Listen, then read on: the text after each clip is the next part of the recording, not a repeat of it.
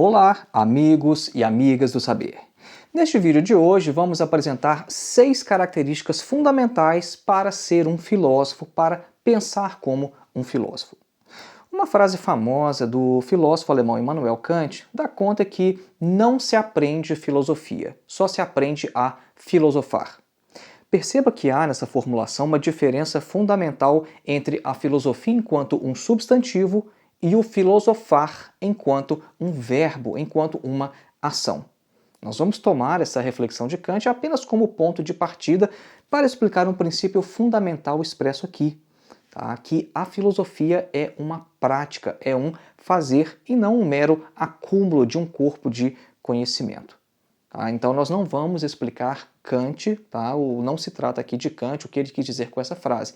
Tá? Mas essa formulação é apenas nosso ponto de partida, para a gente mostrar o seguinte, olha, fazer filosofia exige uma determinada forma de se posicionar diante de questões teóricas e intelectuais.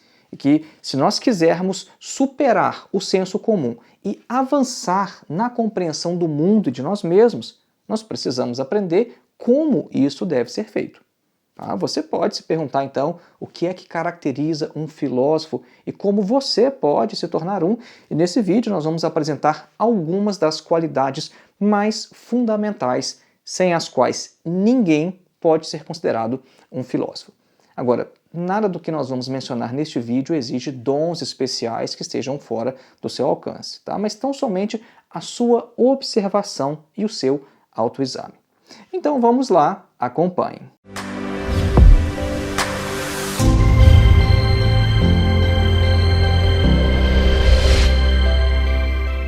Antes de iniciar, um breve recado: faça a sua inscrição em nosso curso de Introdução à Filosofia, dos Pré-Socráticos a Sartre.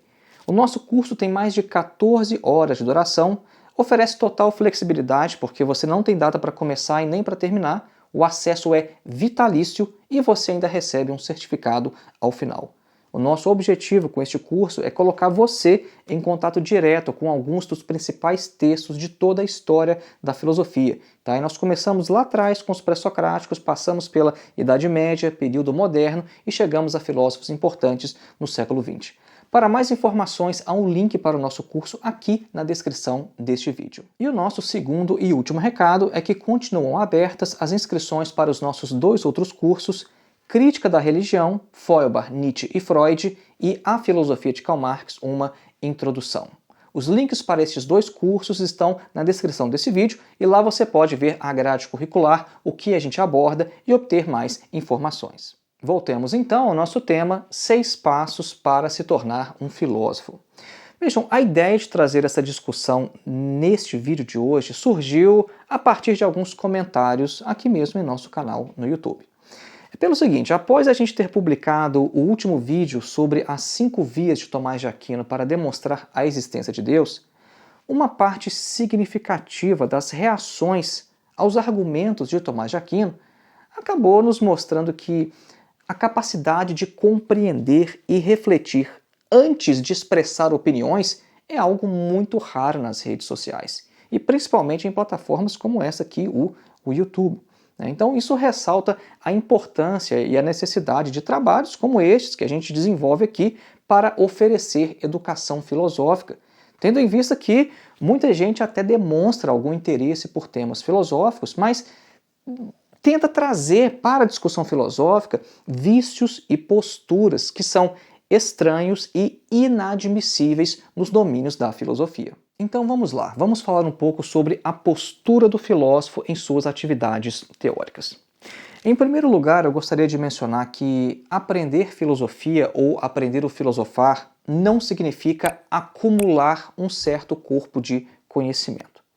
Talvez você já tenha ouvido essa afirmação em algum outro vídeo aqui do canal, mas a repetição é um importante recurso didático e eu gosto de sempre martelar nas mesmas coisas que são importantes. Tá? Então, acumular conhecimento certamente faz parte da atividade do filósofo, porque a gente só pode dialogar com os filósofos do passado e com os nossos contemporâneos quando a gente compreende esses filósofos. Agora, só essa característica não é suficiente para caracterizar aquele indivíduo chamado de filósofo, né? Ou seja, aquele que ama a sabedoria e está sempre em sua busca.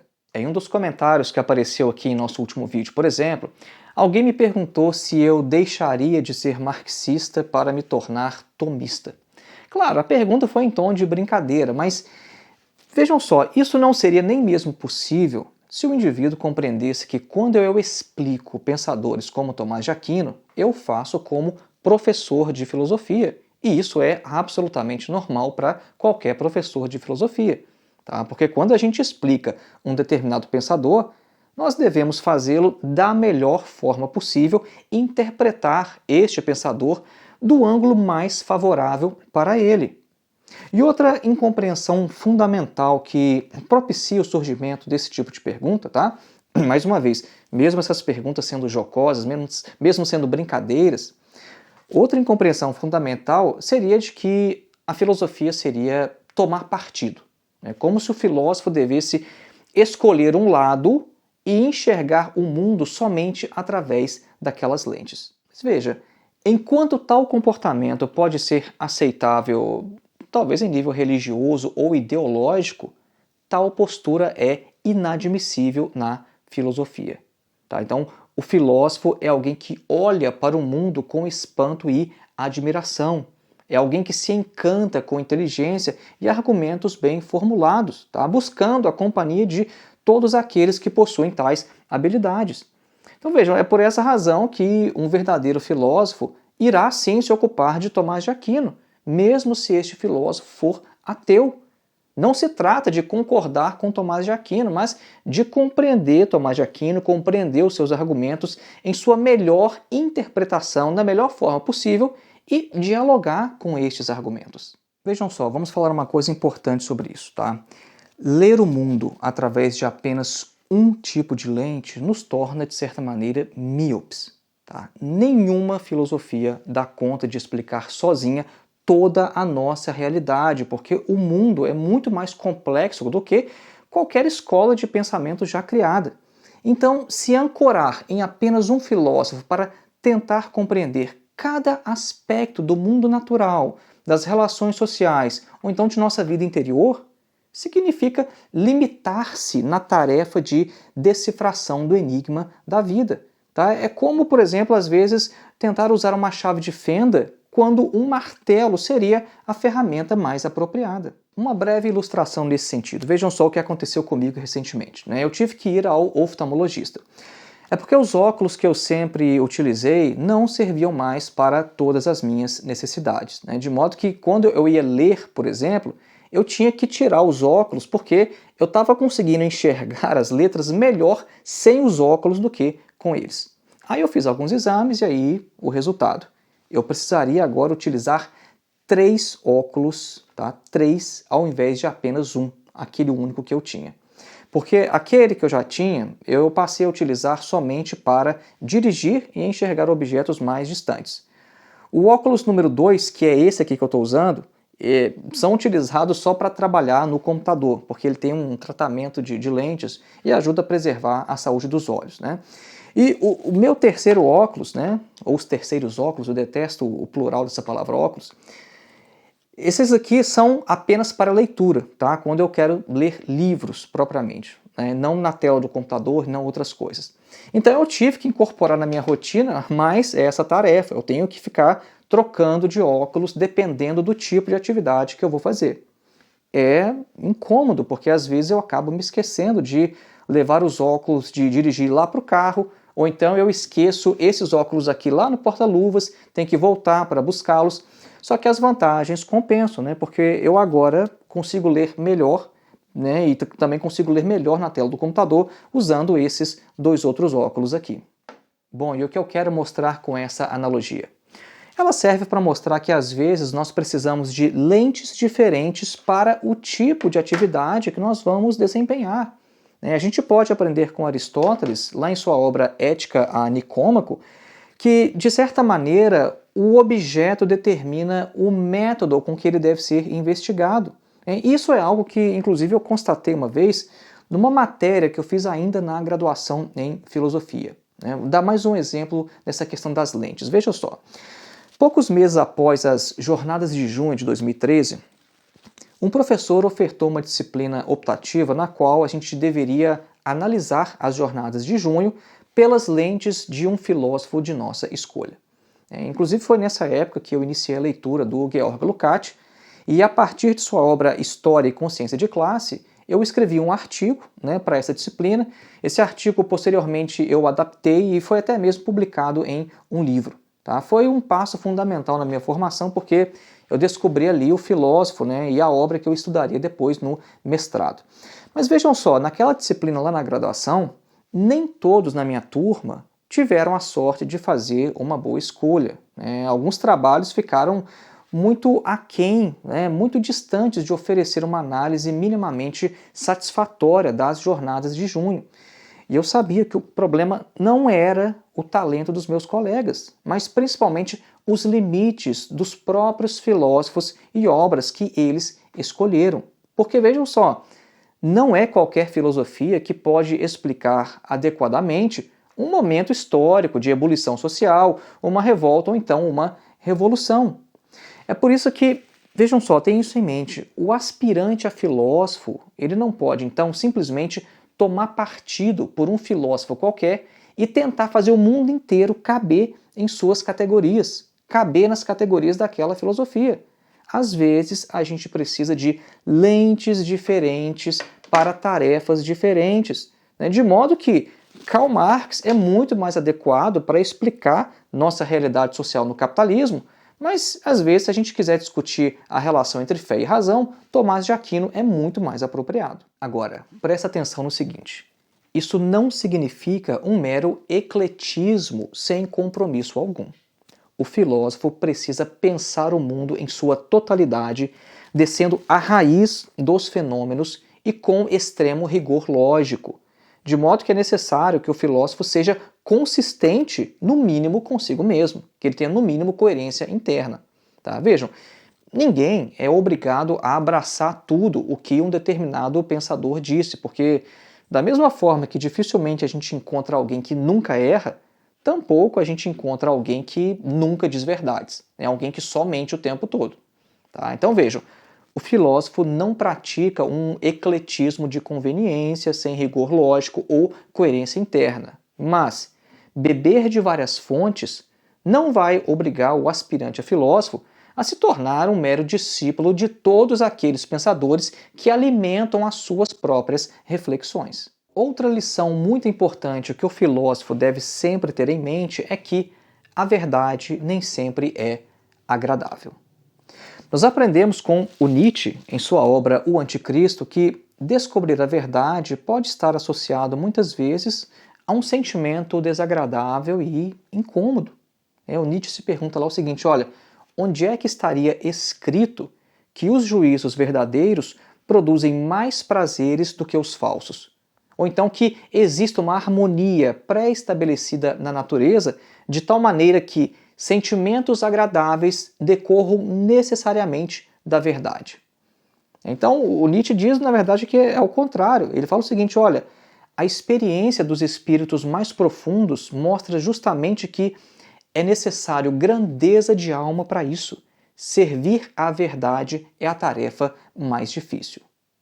E vejam, eu ainda acrescento uma coisa. Considerando a questão de uma perspectiva evolucionista, nada nos garante que a natureza tenha nos dotado de um aparelho cognitivo para ver a realidade exatamente como ela é. Talvez nós percebamos as coisas simplesmente da maneira que é mais apropriada à conservação e reprodução da espécie, de modo que as coisas em si mesmas de fato sejam incognoscíveis, como afirmou Immanuel Kant. O filósofo deve lutar também contra aquela tendência presente em cada um de nós de aderir a tudo o que nos agrada e chamar de falso aquilo de que não gostamos. O Sigmund Freud já havia percebido como que nós estamos predispostos a chamar de verdadeiro aquilo que de certa forma nos traz alguma satisfação e chamar de falso aquilo que nos desagrada, aquilo que contraria os nossos valores, nosso sistema de crenças, aquilo em que já acreditamos. Isso, por extensão, pode ser visto às vezes também em como alguns indivíduos tentam justificar até mesmo os seus gostos musicais, né, e tentam mostrar teoricamente que o seu gosto musical é bom. Já percebeu que tem gente que gosta de fazer isso? Agora, é interessante que o Immanuel Kant falava que eu não preciso chamar de bom aquilo que simplesmente me agrada. Ele diz que o bom depende do conceito, mas o que eu gosto, o que me agrada, depende da sensibilidade. Então, se eu gosto de um tipo de música, basta eu dizer que aquele tipo de música me agrada, mas eu não preciso chamar esse estilo musical de bom, né? Não é necessário isso. Então, isso foi apenas um exemplo, tá? Para mostrar como que a gente tem essa tendência, né? Ver alguma coisa que desagrada é falso. Alguma coisa que gosta, bom, isso deve ser a verdade. Até um estilo musical a gente quer mostrar que é bom teoricamente, sendo que, nesse caso, isso é desnecessário. Mas, na questão filosófica, né, que é o que mais nos interessa aqui, nas discussões filosóficas, essa tendência de chamar de falso o que é apenas desagradável ao indivíduo aparece quando esse indivíduo, por exemplo, evade de certas discussões ou apenas confia cegamente que as posições em que ele já acredita já foram fundamentadas por alguém. Então, mais uma vez, o nosso último vídeo sobre Tomás de Aquino. Alguns comentários lá simplesmente diziam que os argumentos do Tomás de Aquino já haviam sido refutados, mas foram poucos que tentaram dizer como. Alguém já refutou Tomás de Aquino. Ou seja, trata-se mais aqui de uma confiança do indivíduo de que as posições em que ele já acredita possuem uma boa explicação em algum lugar, né? Embora o próprio indivíduo desconheça ou não saiba reproduzir essa justificativa. Agora, sobre este último ponto. Saber explicar as próprias posições é parte fundamental da atividade de um filósofo, né? Eu vi certa vez na internet uma definição de filósofo que captura bem como este geralmente é visto por não filósofos, né? Era até um meme que dizia o seguinte: olha, o filósofo é alguém que resolve problemas sobre os quais você nunca ouviu falar e de uma maneira que você não entende. Bem interessante, eu gostei demais dessa definição, porque todo iniciante no estudo da filosofia tem exatamente essa impressão, né? De que os filósofos estão discutindo questões que ele nem mesmo sabia que existiam e de uma forma tão complexa que é impossível compreender sem muito estudo. Então vejam, o indivíduo que entra no mundo da filosofia precisa então compreender bem os problemas sendo discutidos e saber apresentar as soluções propostas para estes, compreendendo que não se refuta um determinado argumento simplesmente ao lhe aplicar um rótulo ou rejeitá-lo. Vejam, chamar uma filosofia de materialista, falar essa filosofia é idealista, isso aí é filosofia burguesa, bom, isso não nos desobriga de mostrar onde e por qual razão essa teoria seria falsa. Mas, infelizmente, esse é o tipo de resposta mais comum que nós encontramos na internet quando o indivíduo se depara com um bom argumento que ele não consegue responder, seja por preguiça ou mesmo incapacidade. Então, no fundo, o que tais indivíduos buscam é desqualificar tudo aquilo que desafia as suas posições pré-estabelecidas a fim de manter com boa consciência aquilo em que ele já acreditava.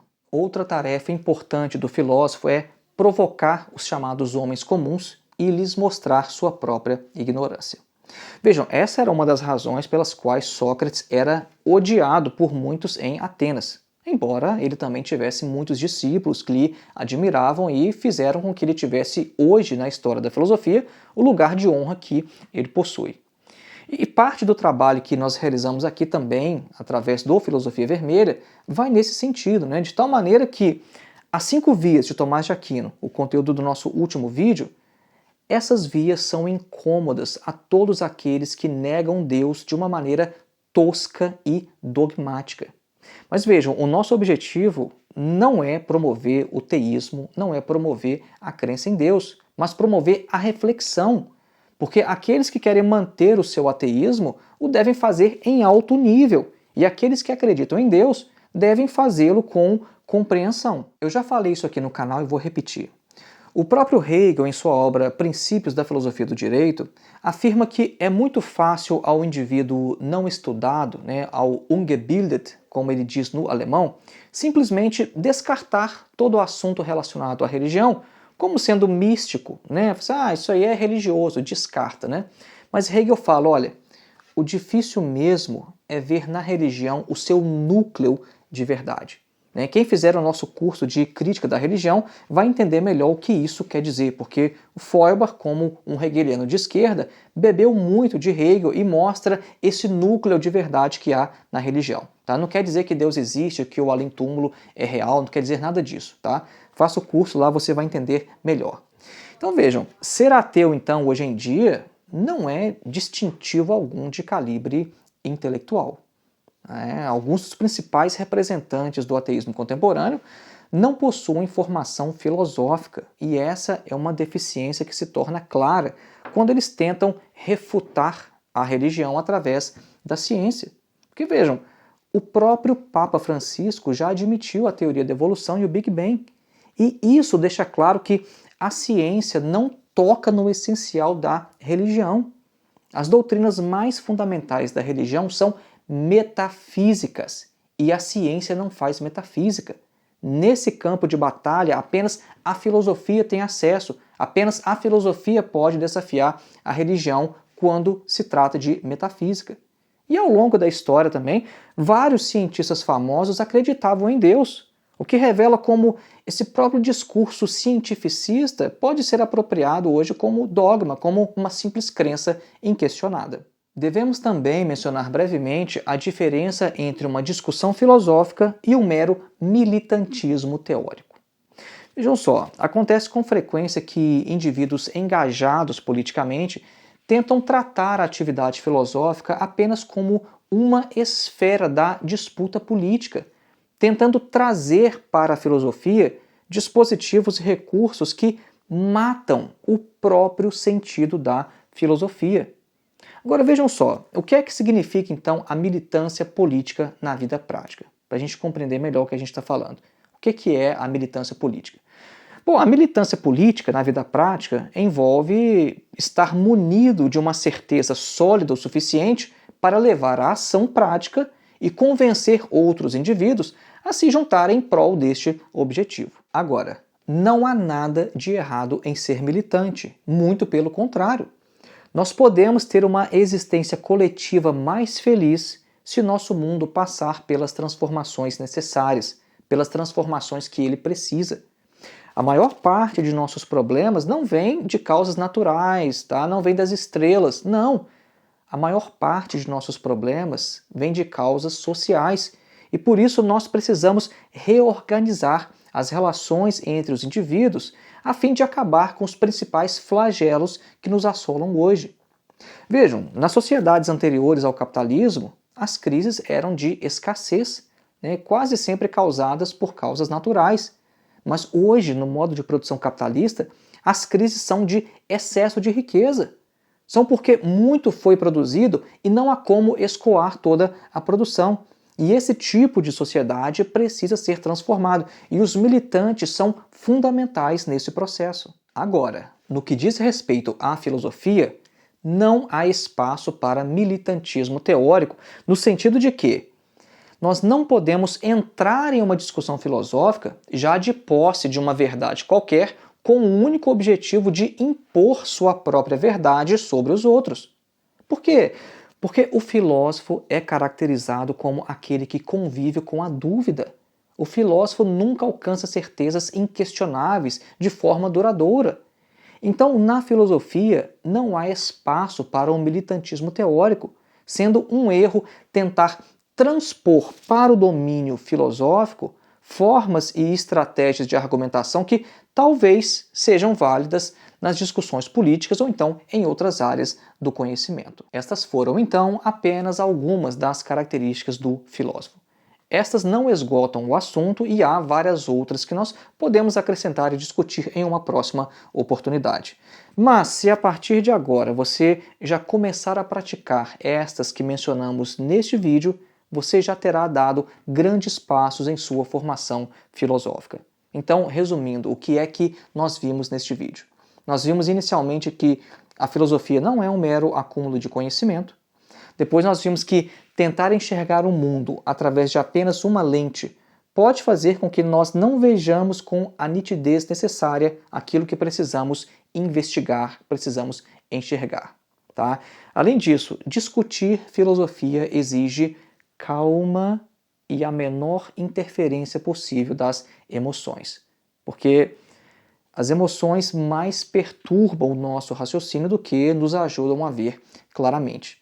E é por isso que muitas vezes nós vamos chamar de verdadeiro o que nos dá prazer e de falso aquilo que nos desagrada. Muitas vezes a verdade é amarga e a ilusão é doce. E também vimos o seguinte, olha, se o filósofo possui uma posição, ele deve ser capaz de explicá-la e defendê-la quando ela for atacada. E se não for capaz disso, ele tem que estar pronto para abandonar suas velhas ideias. E às vezes vimos também que o filósofo será mal visto porque ele provoca os indivíduos em sua sociedade, em seu meio social, né? E isso seguindo o modelo de Sócrates, que foi a mosca de Atenas. E por último, nós vimos que a filosofia não comporta certas formas de discussão que podem até, talvez, ser válidas em outras áreas ou na vida cotidiana. De modo que a gente não pode confundir o fazer filosófico com um mero militantismo teórico, como se fosse uma empreitada para impor ideias pela força ou pela propaganda. E lembrando mais uma vez, faça a sua inscrição em nosso curso de Introdução à Filosofia dos Pré-Socráticos a Sartre. O link para este curso está na descrição deste vídeo, assim como o link para os 2 outros cursos, Crítica da Religião, Feuerbach, Nietzsche e Freud, e A Filosofia de Karl Marx, uma introdução. E se você considera que a internet é um lugar melhor com o nosso trabalho do que sem ele, seja um de nossos apoiadores através da plataforma Apoie-se. Nós tivemos recentemente um aumento significativo de apoiadores, mas nós ainda não alcançamos a nossa meta. O link também está aqui na descrição. Ou você pode contribuir com o nosso trabalho através de nossa chave Pix, que é o nosso endereço de e-mail, filosofiavermelha@gmail.com. Um grande abraço e até o próximo.